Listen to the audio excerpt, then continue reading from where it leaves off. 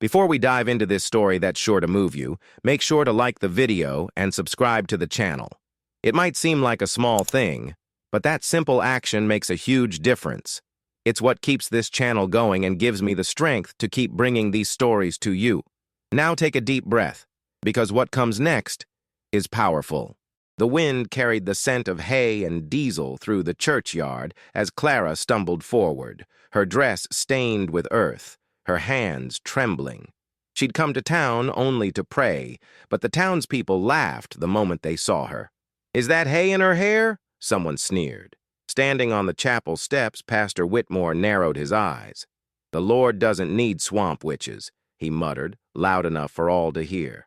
Clara's cheeks flushed crimson, but she said nothing, not because she was ashamed, because she saw what they could not. Inside the church, a young boy lay lifeless. His mother wept, rocking him gently, already mourning. Clara turned toward them, past the hateful eyes. She didn't come to defend herself. She came for the boy. "Please," the mother begged. "He just stopped breathing. He's still warm." Clara knelt beside the child, her fingers brushing his forehead. The room quieted. She closed her eyes and whispered something no one understood. The candles flickered. The boy exhaled, then coughed. Gasps echoed like thunder. The boy sat up, dazed, blinking at the sunlight through the stained glass windows. His mother collapsed in sobs.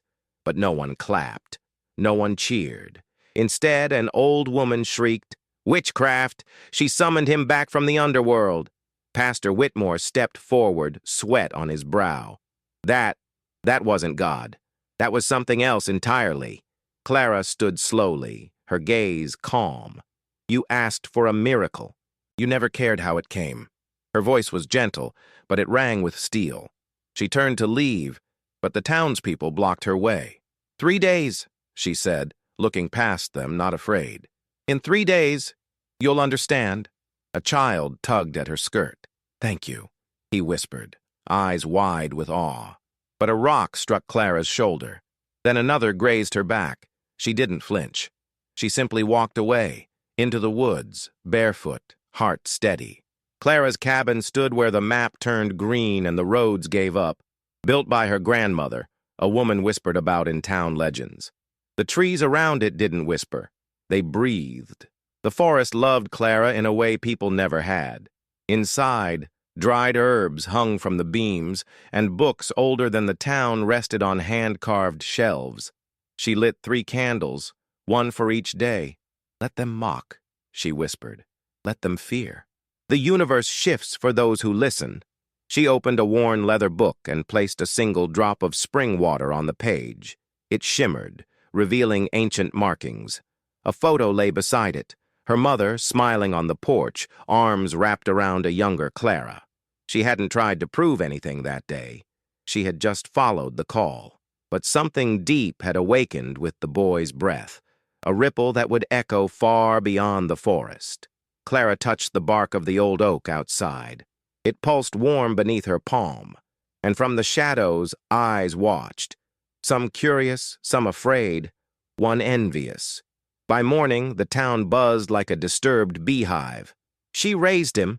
"I saw it," said the butcher's wife, eyes wild with fear. "Don't be ridiculous," her husband snapped. "It was probably a seizure. The boy wasn't even dead." But deep down, they knew. Something sacred, or profane, had stirred. Pastor Whitmore called an emergency gathering. The church pews filled, but no one spoke above a whisper. "She defied God," the pastor declared. "This girl brought something unnatural among us." Old Miss Alder raised her hand. "Then why didn't God stop her?" The room went still. Across town, the boy who had died sat quietly by the window, watching birds fly past. He hadn't spoken a word since he woke. Only his little sister knew. He kept drawing circles in the air. 3 circles. Back in the woods, Clara placed a rose in water. The second candle was lit. The wind shifted, and a raven landed at her window. Clara opened the window, and the raven hopped onto the table, dropping a silver coin at her feet. Her breath caught, not because of the coin, but because of the sigil etched on it, a serpent wrapped around a sun. It was the mark of her mother's death.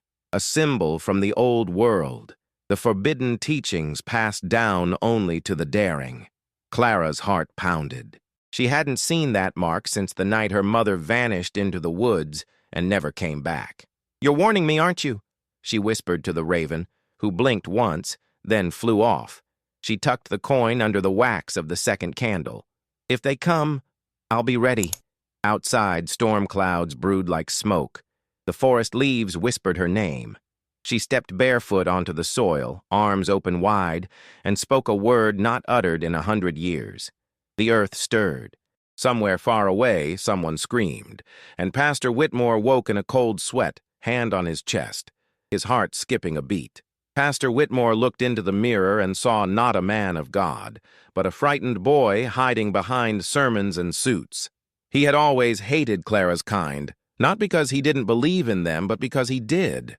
When he was 7, his grandmother warned him, "If you ever see the forest open its eyes, run." Last night, in a dream that felt too real, he saw it, an ancient door beneath the roots of a tree, glowing gold and weeping blood. He paced his study, hands shaking. "She's going to bring them back," he muttered. "The ones we buried and tried to forget." His wife entered, frowning. "You need rest." But when she touched his shoulder, he flinched. He knew what was coming. Clara hadn't finished. She was just beginning. Across town, 3 cows were found standing in circles, eyes glazed, unmoving. The mayor called it mass hysteria, but the animals had burned symbols on their hides, 3 rings again. And the second candle still burned, the wax pooling like blood. On the second night, just as Clara was crushing elder bark by candlelight, she heard footsteps crunching the leaves outside. She didn't reach for a weapon. She reached for a mirror. Reflected in the glass was a woman, tall, elegant, with deep brown skin and curly black hair cascading down her back. She wore red leather boots and a look of amused disdain, like royalty visiting a peasant's hut. "Aurora," Clara said softly, "I thought you left with the others." "I did. But when the dead rise, the old bonds stir." Aurora's voice was low, melodic, and dangerous. She walked inside like she owned the cabin, running a finger along the herbs. "You lit the candles, didn't you?" Clara nodded. "I had no choice. They mocked the gift. I showed them truth." Aurora smirked. "Truth? Or ego?" But her eyes softened when she saw the coin. "Then it's begun, and you'll need me." Clara poured tea, her hands steady, though her heart raced in Aurora's presence. They'd grown up together, daughters of the old line, but where Clara chose humility, Aurora chose power. "You're still walking barefoot," Aurora teased. "I always said roots were your armor." "And you still smell like fire," Clara replied, half smiling. They sat across from each other, a flickering flame between them, shadows dancing like memories. "The town fears you," Aurora said, sipping. "They should." Clara shook her head. "Fear is not what I seek. I just want the circle completed." Aurora leaned in, voice low. "Then we must finish what our mothers started. At dawn, we'll need the 3rd flame." Outside, the wind howled like a warning, and deep beneath the soil, something began to stir, a hum, ancient and alive. Miles away, the boy Clara revived finally spoke. His voice was soft, but certain. "She's coming back. The golden woman." His mother froze. "What do you mean, sweetheart?" The boy pointed at the sky. "I saw her inside the light. She said the door is open." Doctors had no explanation. His temperature was normal, his heart strong, but he refused to eat anything except berries and milk, like the old rites demanded. Each night he stacked stones in the yard, always 3, and each night he whispered into the wind. On the 3rd night, his father found him asleep under the tree, its bark cracked open like a bleeding wound, and in his small hand he held a feather the color of flame. The forest awoke with a strange silence. No birds sang, no leaves rustled. Clara stood barefoot at the riverbank, her dress clinging to her curves in the dawn mist, the 3rd candle held in her hands. Aurora stood behind her, hair braided with copper wire, holding a bowl carved from bone. The ritual had not been spoken aloud in 50 years, not since Clara's mother vanished beneath the roots. "Are you ready?" Aurora asked, her voice solemn for once. Clara didn't answer. She knelt, placed the candle into the river, and watched it float against the current. "If it returns, the pact holds," she whispered. "If not, we've been abandoned." The candle drifted, spun once, and surged back, floating toward them with unnatural speed. Aurora inhaled sharply. "Then it begins," and above them the clouds began to spin. In town, Mayor Halverson stared at the dead birds scattered across the main road, each arranged in a perfect triangle. "This is insanity," he barked, slamming his office door. "We need to arrest that girl." His secretary hesitated. "Sir, she hasn't committed a crime, and the boy is alive. She's causing panic. The people are terrified." But when he turned to the window, he saw them. Dozens of townspeople silently walking toward the forest. They weren't rioting. They weren't yelling. They were drawn by something older than fear. The pastor appeared behind him. "It's too late," he murmured. "We opened the gate the day we mocked what we didn't understand." The mayor clenched his jaw. "Then close it." The pastor's voice dropped to a whisper. "That's not how this works." Clara and Aurora stood before the ancient archway, two oak trees twisted together, forming a gate older than the church itself. Only the bloodline could open it, and Clara's hands trembled as she pressed her palm against the bark. It responded with a pulse, warm, wet, alive. Behind them, the townspeople began to gather in silence, unsure why they'd come, only that something within them demanded it. Children clung to mothers. Farmers dropped their tools mid-field. The third candle flickered in Clara's hand, but she didn't look back. "You mocked me," she said quietly, not in anger, but in mourning. "And still I came to heal." She turned to the crowd, voice clear as bells. "Do this for 3 days, not to raise the dead, but to remember the living." And then she stepped into the gate, vanishing into golden light. The golden light enveloped Clara like warm honey, pulling her into a world between worlds. She floated above the forest floor, surrounded by visions, her mother's smile, her childhood laughter, the day she buried her first sparrow. Every memory was alive, blooming like flowers in reverse. Aurora stepped through beside her, more cautious, her fire dimmed in the strange light.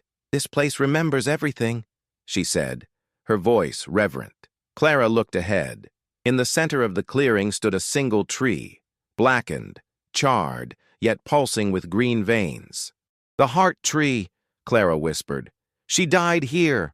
They knelt before it. Clara placed the coin beneath the roots.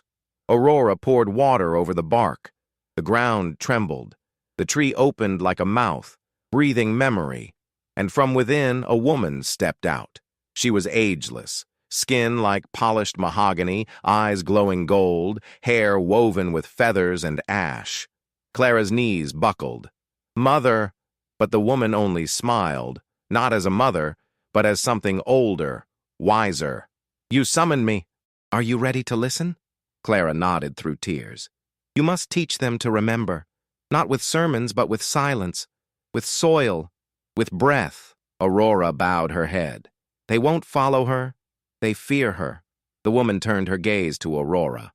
"Then she must become what they fear, so they may learn to love beyond it." She pressed her palm to Clara's heart. 3 days was enough to awaken the gate. But the shift, that takes sacrifice. Clara's body glowed with light, not painful, but purifying. And when she opened her eyes, the ancestor was gone. Only her voice remained. "Give them life, even when they offer you death." Back in the town, the sky turned copper. Clouds cracked like glass. The birds flew backward. The townspeople stood frozen at the forest edge, watching the air pulse like a heartbeat. From the archway, Clara reappeared. Not the girl they'd mocked, but a vision draped in flowing white, barefoot, radiant.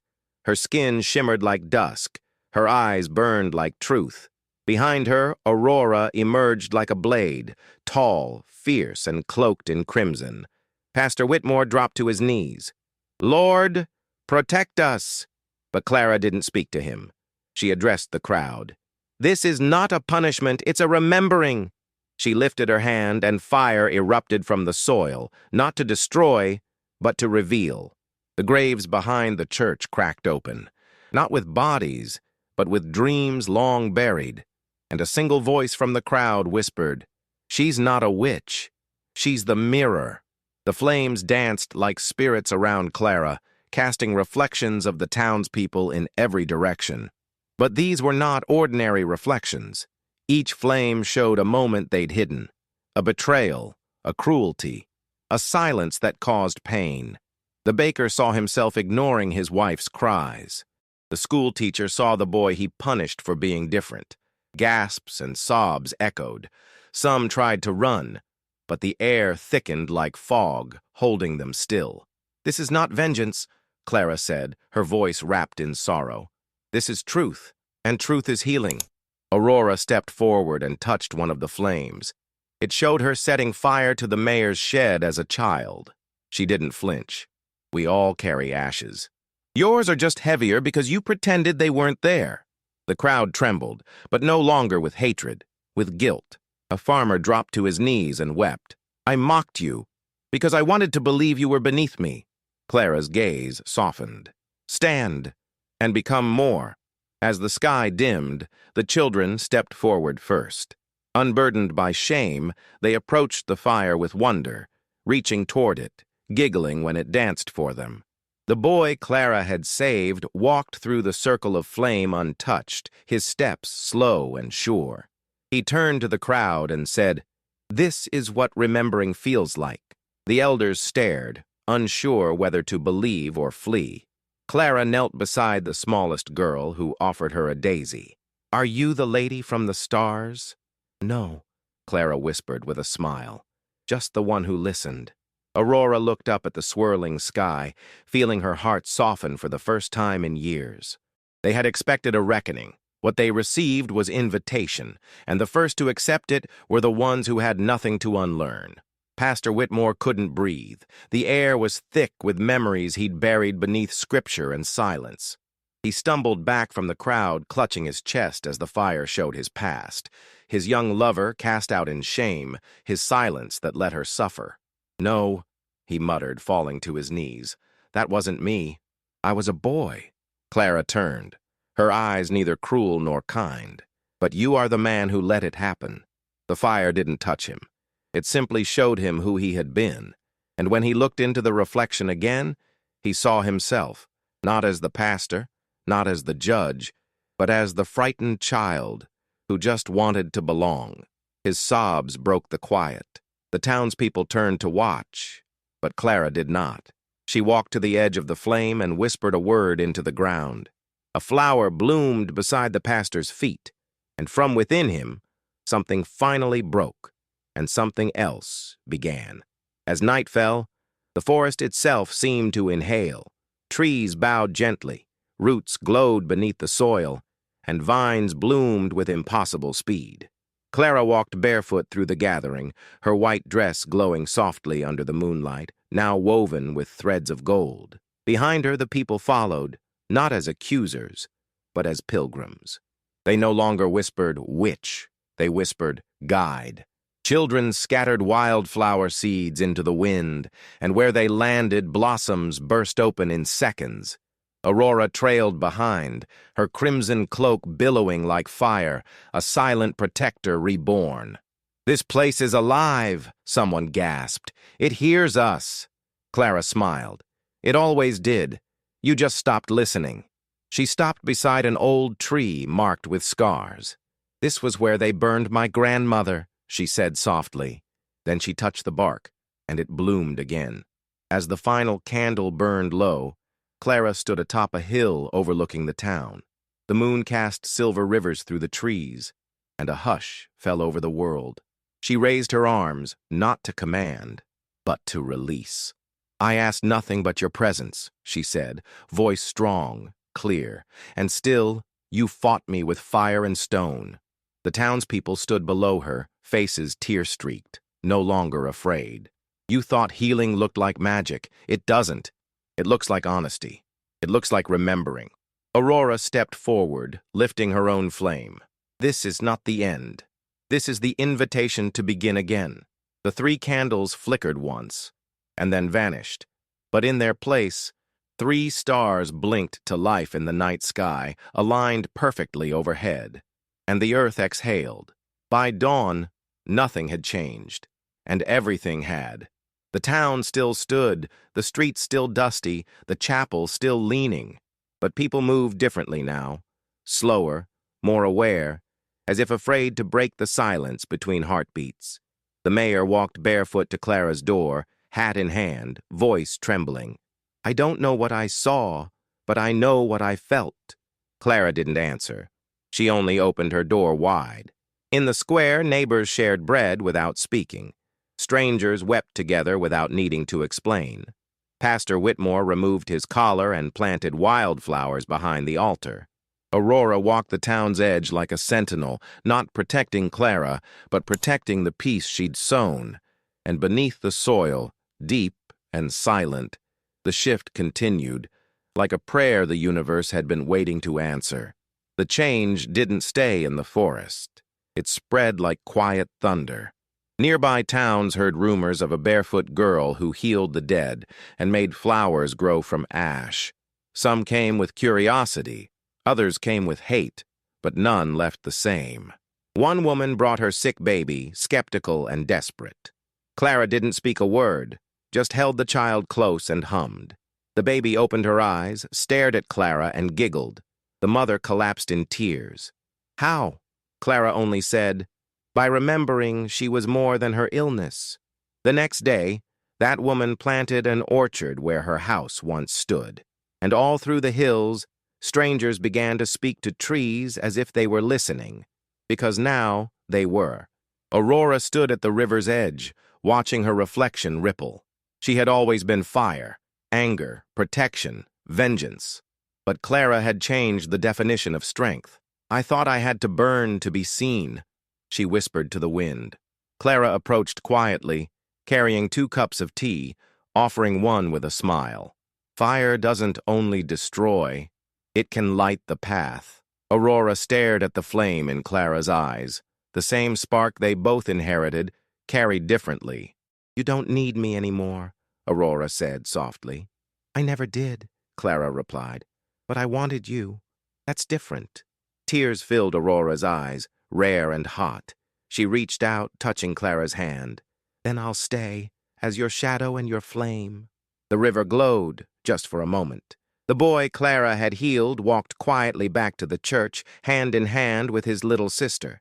He no longer drew circles. He drew stars.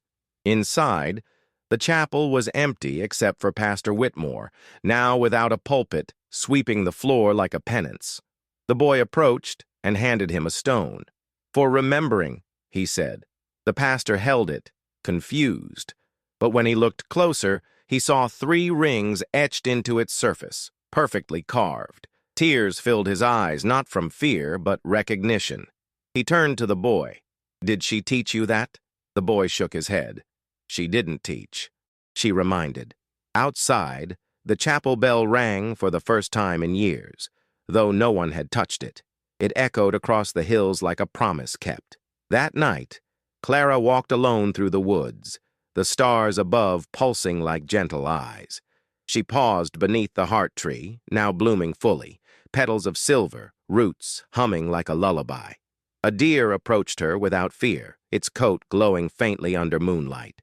She touched its forehead and it bowed. The earth beneath her feet vibrated, not in chaos, but in celebration. The forest recognized her not just as a daughter, but as its voice. She knelt, pressing her palms to the moss. "Thank you," she whispered. A wind answered, not harsh, not wild, but full of memory. For the first time since childhood, Clara wept not from pain, but from belonging. And behind her, unseen, 100 lanterns lit themselves along the path home. Those who had once thrown stones now came with offerings, flowers, honey, folded hands. They didn't ask for miracles. They asked for forgiveness. Clara accepted it all, but never once said, "I forgive you." She let the earth speak in her place. Some still whispered behind closed doors, uncomfortable with what they didn't understand. But when they did, crops wilted, fires refused to light, until they stopped whispering and started listening. A widow who once cursed Clara now brought her bread every morning, waiting silently until it was accepted. The mayor planted an entire garden where the jail used to stand. Even the children began telling stories, not of witches or spells, but of a girl who made the ground remember love. And slowly, the land softened. Across the hills, people began to dream differently. Men woke with tears on their faces, remembering the mothers they had silenced. Women dreamed of fire that warmed, not burned.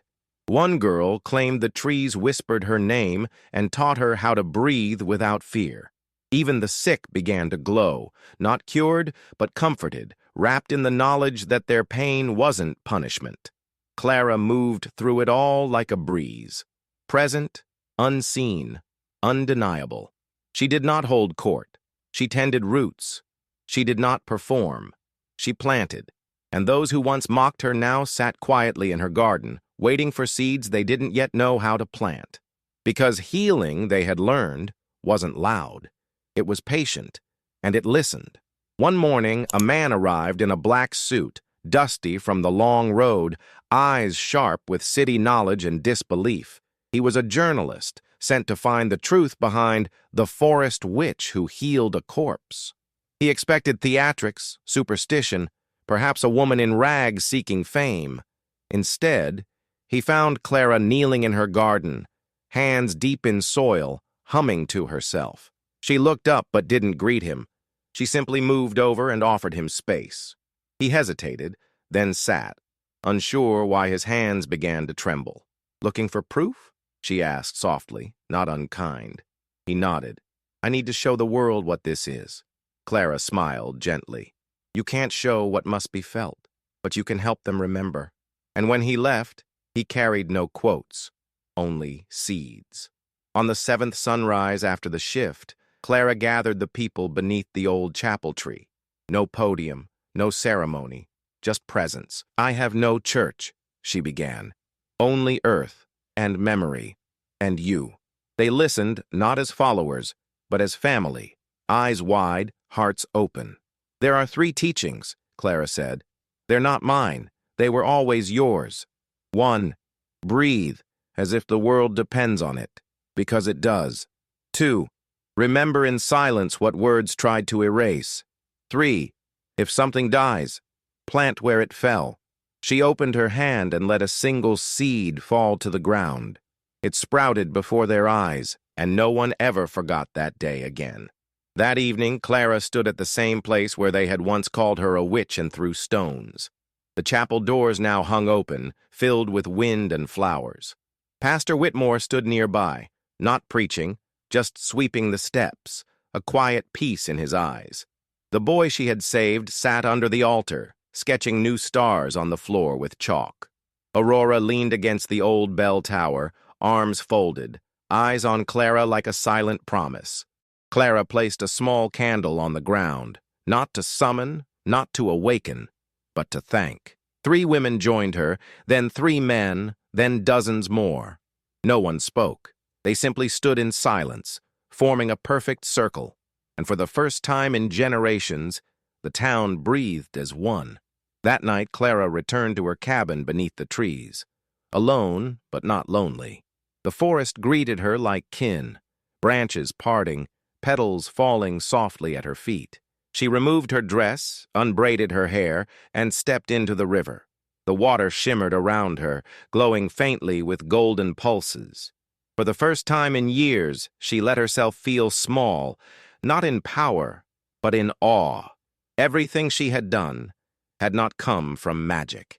It had come from memory, from listening, from loss, from love. She closed her eyes and floated, the stars above reflecting her quiet joy. Somewhere beyond the hills, a child dreamed of planting flowers in ash. And somewhere deeper, the earth smiled, because someone had remembered how to tend it. Aurora sat at the edge of the town, cloak wrapped around her shoulders, watching the distant fires go out one by one. She had once craved power, feared silence, and answered every insult with fury. But now she knew the strength of stillness, the sharpness of compassion. She walked through the town unnoticed, not because she was ignored, but because her presence no longer demanded fear. A little girl offered her a ribbon. Aurora tied it in her braid without a word. She passed by the mayor, who nodded with quiet respect.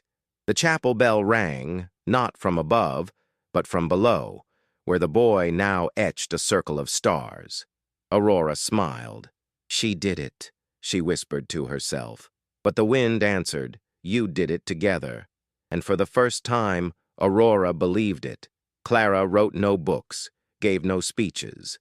But one day, someone found a folded note tucked under the roots of the heart tree. Its paper was soft, edges curled from dew, and the ink smelled faintly of lavender.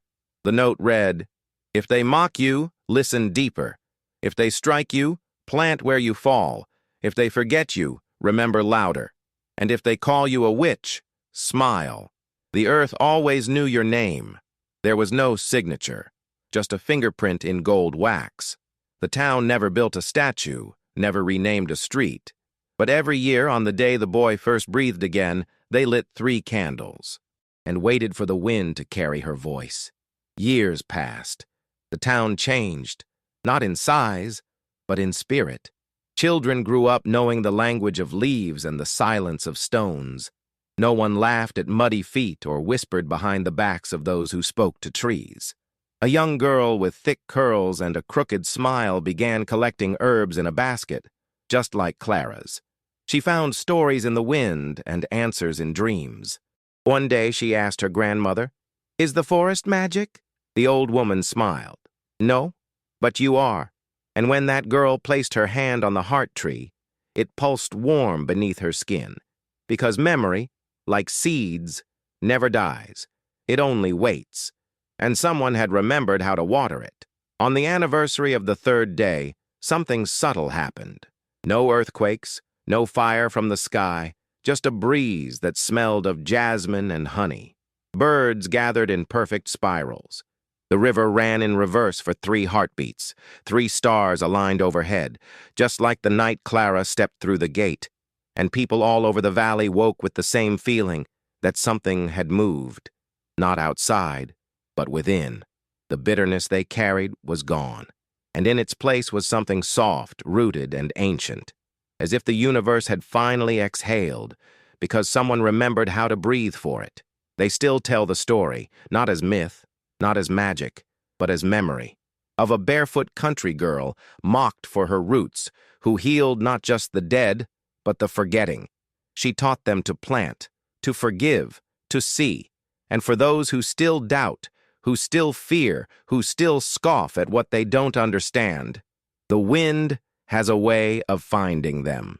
It carries the scent of river moss and fire petals.